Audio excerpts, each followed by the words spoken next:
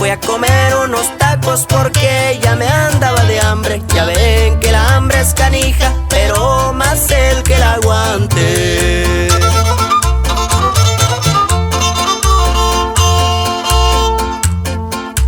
Se me arrimó una morena que estaba reque tres piedras.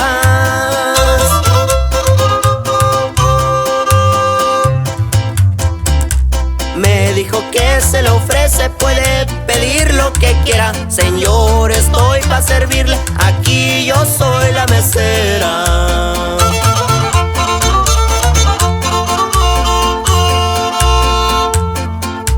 Cuando miré a aquella joven se me olvidaron los tacos.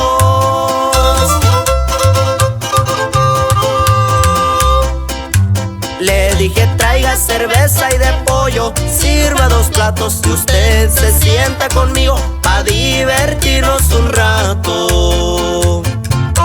Y con esta nos vamos hasta Soquipa, saludando al comisariado Magdaleno Caloca. Puro Torrupavi Rárica.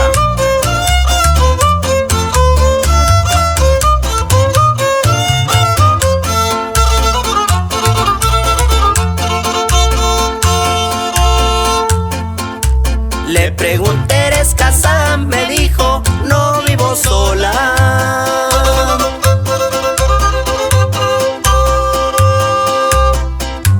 Pero antes de que le sigas, échate a andar la pianola. Nomás te pones un peso porque esa no toca sola.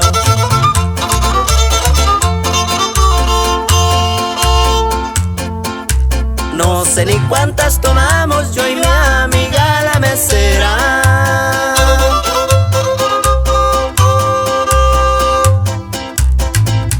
El caso es que bailamos a punto de borrachera. Bailamos al carro rojo y creo que hasta la camelia.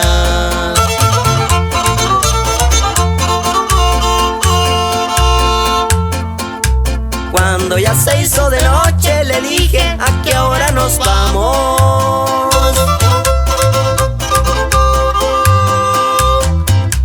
Me contestó chiquitito, en eso sí nos quedamos, pero si traes dólares